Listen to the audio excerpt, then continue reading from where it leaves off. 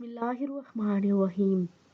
Zainab TV की तरफ से मैं आप लोगों के साथ रसूलुल्लाह सल्लल्लाहु अलैहि वआलिहि वसल्लम का बहुत ही प्यारा फरमान शेयर करने जा रही हूँ।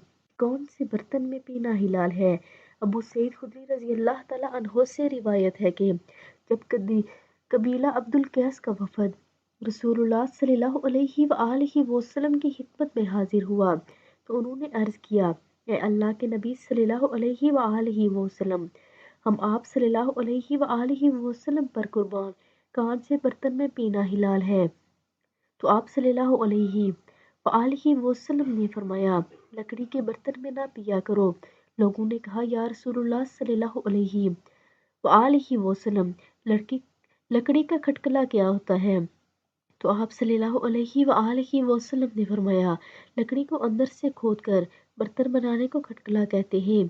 और लकड़ी के तोंबे में भी ना पिया करो और सब्ज़ घड़े में भी ना पिया करो, मगर चमड़े के बर्तन में पी लिया करो जिसका मुंह डोरी से बांध दिया जाता है।